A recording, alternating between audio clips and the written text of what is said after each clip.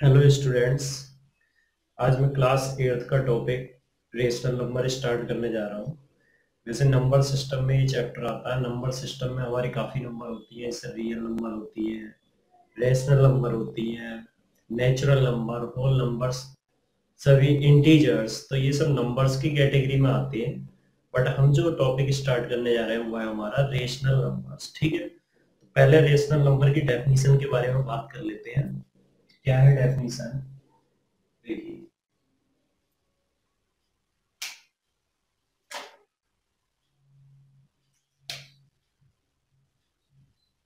सबसे पहले बात कर रहे हैं हम रेशनल नंबर की डेफिनेशन। ठीक है, तो रेशनल नंबर कौन सी नंबर होती है?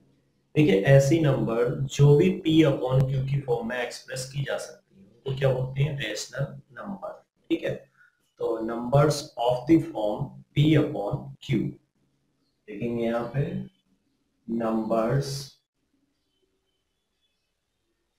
Of the form p upon q where q is not equal to 0। ठीक है, तो रेशनल नंबर्स कौन सी नंबर है? ऐसी नंबर जो p अपॉन q की फॉर्म में आती है और q is not equal to 0 है। यहाँ पर उनको सबको हम क्या बोलते हैं? Rational numbers. क्लियर? एग्जाम्पल में देखते हैं हम जरा कौन कौन से एग्जाम्पल्स हो सकते हैं इसके। एग्जाम्पल्स में आएंगे हमारे, जैसे मैंने लिख दिया 1/2। ठीक है, 1/2 में देखिए ये p अपॉन क्यू की फॉर्म में आ रहा है या नहीं? 1 हो गया p और 2 हो गया हमारा q, तो ये p अपॉन क्यू की फॉर्म में आ रहा है, इसलिए हम इसको रेशनल नंबर बोलेंगे। ठीक है, ऐसे ही मैं लिख सकता हूँ 2/3, ये भी एक रेशनल नंबर है क्योंकि ये भी रिप्रेजेंट किया गया p अपॉन क्यू की फॉर्म में। ठीक है, अच्छा, ये ध्यान रखना है कि q is not equal to 0, कभी भी डिनोमिनेटर 0 नहीं बनेगा। इस चीज का हमें हमेशा ध्यान रखना है, क्या कि जो डिनोमिनेटर होगा वो कभी 0 नहीं होगा। ठीक है, अच्छा, 2, क्या हम कह सकते हैं कि 2 एक रेशनल नंबर है? हाँ बिल्कुल, क्यों? कोई कहेगा कि भाई ये तो p अपॉन क्यू की फॉर्म में नहीं है, तो आप इसको क्यों रेशनल नंबर बोल रहे हैं? नहीं, मैं दिखाऊंगा लिख के कि ये कैसे p अपॉन क्यू की फॉर्म में है। देखिए, 2 को लिखा जा सकता है 2/1।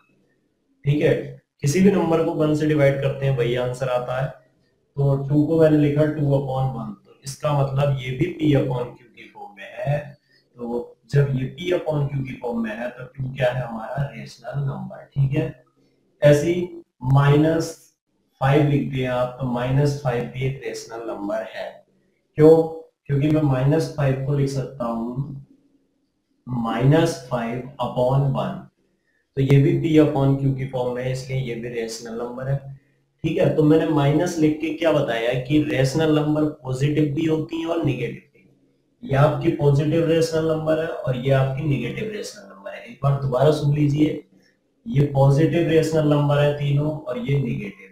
तो जिसके आगे माइनस साइन आ रहा है वो निगेटिव रेशनल नंबर, और जिसके आगे पॉजिटिव साइन है या साइन नहीं लिखा हुआ है उसको हम पॉजिटिव रेशनल नंबर बोलते हैं। ठीक है, अच्छा, जीरो क्या रेशनल नंबर है? कोई बताएगा कि जीरो रेशनल नंबर है? हाँ है। जीरो रेशनल नंबर कैसे है कि जीरो को लिख सकते हैं 0/1। अच्छा, जीरो को तो मैं 0/2 भी लिख सकता हूँ, जीरो को मैं 0/3 भी लिख सकता हूँ। तो जीरो को तो किसी से भी डिवाइड करो, चाहे 100 से डिवाइड करो, जीरो का आंसर जीरो ही आता है, इसलिए जीरो भी एक रेशनल नंबर है। तो आपको ये टॉपिक क्लियर हो गया होगा कि रेशनल नंबर क्या होती हैं। डेफिनेशन रेशनल नंबर की क्लियर हो गई होगी कि ऐसी नंबर जो p अपॉन क्यू की फॉर्म में आती है उनको रेशनल नंबर बोलते हैं। चाहे आप 2/3 लिखें, चाहे आप 5/2 लिखें, चाहे आप 2/5 लिखें, चाहे आप 10/3 लिखें, जो भी नंबर है ये इस टाइप की, ये सब रेशनल नंबर है। क्लियर? अब आगे रेशनल नंबर के ऑपरेशंस की बात करते हैं। ऑपरेशंस हमारे पास 4 ऑपरेशन होते हैं। ठीक है, 4 ऑपरेशंस कौन कौन से हैं? एक तो एडिशन है, सेकंड आपका subtraction, third multiplication, fourth division. तो हम बात करते हैं चारों ऑपरेशन की। ठीक है,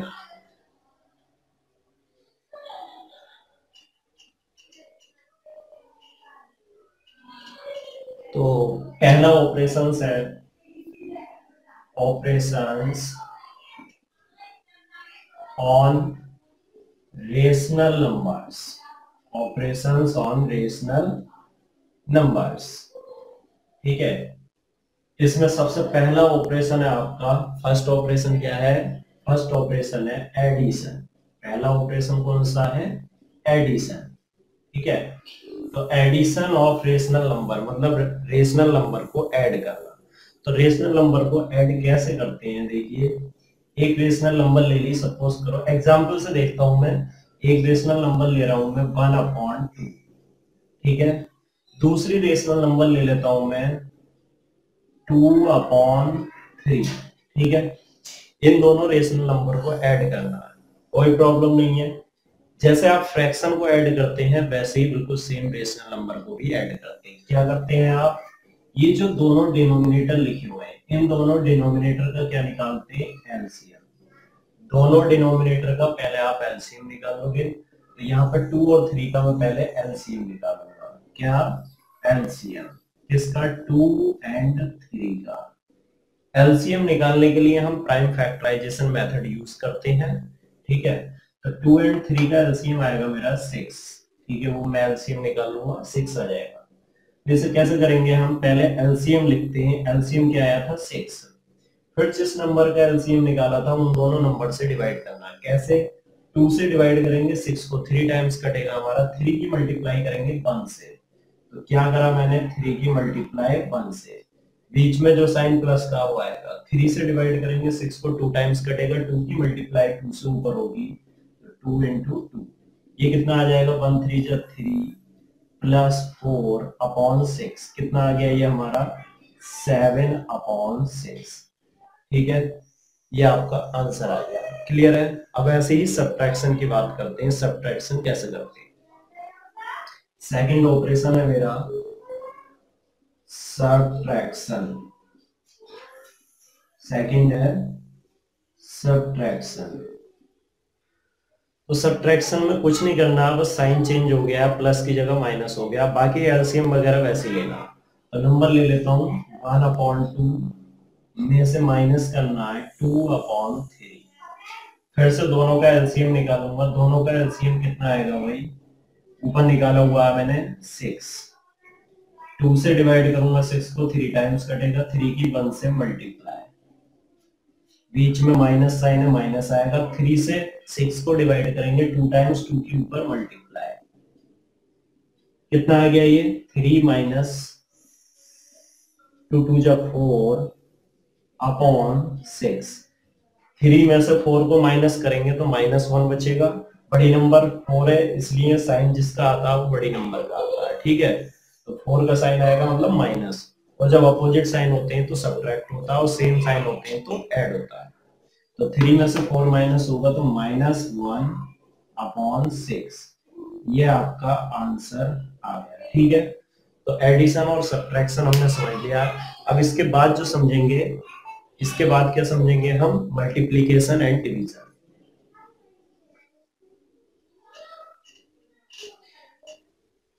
ठीक है, तो एग्जाम्पल में वही ले लेते हैं दोनों नंबर जो अभी हमने लिए हैं, कौन सी? 1/2 एंड 1/3। तो थर्ड ऑपरेशन है मेरा, थर्ड ऑपरेशन कौन सा है? मल्टीप्लीकेशन। मल्टीप्लीकेशन,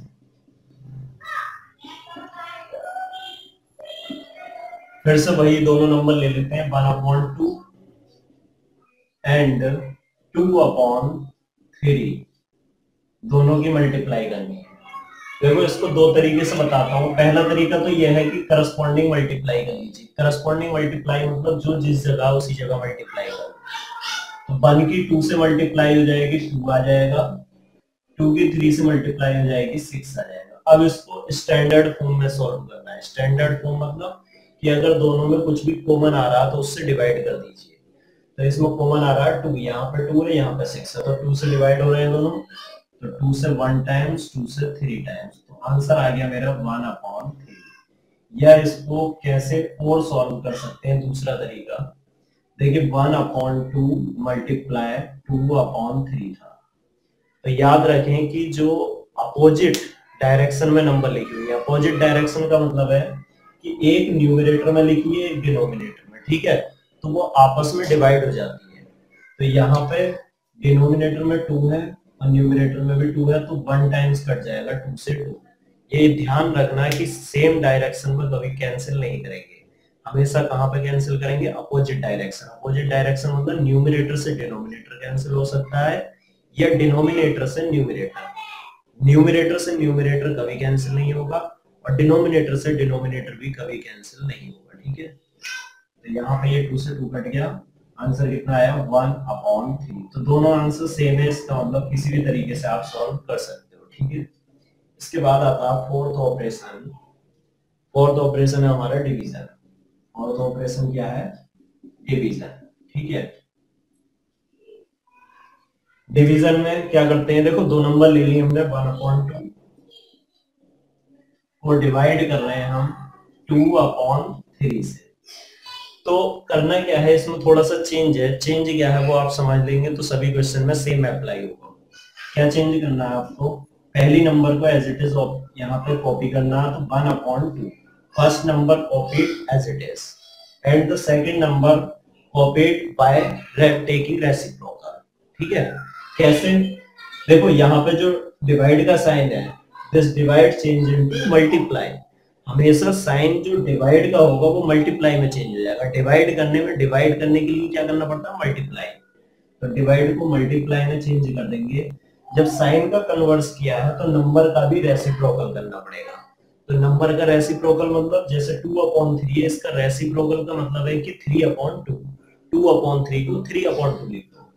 क्या करना है, 3/2। ये जो नंबर लिखी है आपने, इसका क्या लिखना है आपको, रेसिप्रोकल। ये चीज आपको ध्यान रखनी है कि जो ये नंबर है पीछे वाली, कौन सी नंबर, आगे वाली नहीं, जो नंबर पीछे लिखी हुई है उसका रेसिप्रोकल लिखना है, ठीक है। तो यहाँ पे मैंने क्या करा, 1/2 ऐसे ही डिवाइड का मल्टीप्लाई करना पड़ेगा। और जो नंबर है पीछे वाली, ठीक है, जिसका ये साइन है, साइन किसका है, ये डिवाइड वाला साइन 2/3 का है, तो 2/3 का रेसिप्रोकल करना होगा 3/2। रेसिप्रोकल में क्या करते हैं, जो न्यूमरेटर वो डिनोमिनेटर में पहुंचा देते हैं और जो डिनोमिनेटर है वो न्यूमरेटर में, ठीक है। अब इसके बाद तो मल्टीप्लाई करनी है आपको आती है, 1 3 जा 3 हो गया और 2 2 जा 4, ये आपका आंसर आ गया, ठीक है। तो ये सब हमने देखा। अच्छा, इसमें हमने ये भी देखा एक चीज की, जब हम डिवाइड कर रहे हैं, ठीक है, दो रेशनल नंबर के डिवाइड कर रहे हैं तो जो आंसर आ रहा है वो भी रेशनल नंबर। दो रेशनल नंबर की मल्टीप्लाई कर रहे हैं, आंसर जो आ रहा है वो भी रेशनल नंबर। ऐसे दो रेशनल नंबर को ऐड करते हैं तो आंसर हमेशा रेशनल नंबर, और दो रेशनल नंबर को सब्ट्रैक्ट करते हैं तो आंसर हमेशा रेशनल नंबर आता है, ठीक है। अब आपको मैंने ये रेसिप्रोकल बताया, इसको जरा मैं समझा देता हूं आगे क्या है ये। तो नेक्स्ट है हमारा रेसिप्रोकल। इसको हम मल्टीप्लिकेटिव इनवर्स भी बोलते हैं। क्या बोलते हैं, मल्टीप्लिकेटिव इनवर्स, रेसिप्रोकल या मल्टीप्लिकेटिव इनवर्स, इसको दोनों नाम से लिखा जाता है, ठीक है। तो ये क्या होता है, इनवर्स, मल्टीप्लिकेटिव इनवर्स कहते हैं, ये रेसिप्रोकल। जैसे कोई नंबर a/b है, तो याद रखो reciprocal of a/b is equal to b/a। हमेशा a/b का रेसिप्रोकल क्या होता है, a/b का रेसिप्रोकल होता है b/a। a ऊपर लिखा था नीचे पहुंच गया, b नीचे था तो ऊपर चला गया, ठीक है। अब जैसे रेसिप्रोकल निकालना है मुझे, किसका रेसिप्रोकल निकालना है, रेसिप्रोकल ऑफ 2 निकालना है। 2 का रेसिप्रोकल क्या होगा, तो देखो 2a/b की फॉर्म में लिखो। पहले 2 को a/b की फॉर्म में क्या लिखेंगे, 2/1। तो इसका रेसिप्रोकल हो जाएगा, फिर 1 ऊपर चला जाएगा, 1/2, ठीक है। तो ये आप कर लोगे। इसी तरीके से अगर 2/3 का लिखना हो तो 2/3 का 3/2, या -2/5 का लिखना हो तो इसका क्या लिखेंगे, 5/-2। 2/5 का 5/-2। तो आज हमने क्या सीखा, आज हमने रेशनल नंबर की डेफिनेशन और ऑपरेशंस ऑन रेशनल नंबर, ये सब हमने सीख लिया, ठीक है। और रेसिप्रोकल भी सीखा। नेक्स्ट लेक्चर में हम इसके कुछ क्वेश्चन सॉल्व करेंगे और नंबर लाइन पर कैसे रेशनल नंबर को डिनोट किया जाता है वो भी सीखेंगे। एक नंबर लाइन बनाई जाती है, उस पर किसी भी रेशनल नंबर को कैसे रिप्रेजेंट करते हैं वो हम नेक्स्ट लेक्चर में सीखेंगे। Thank you.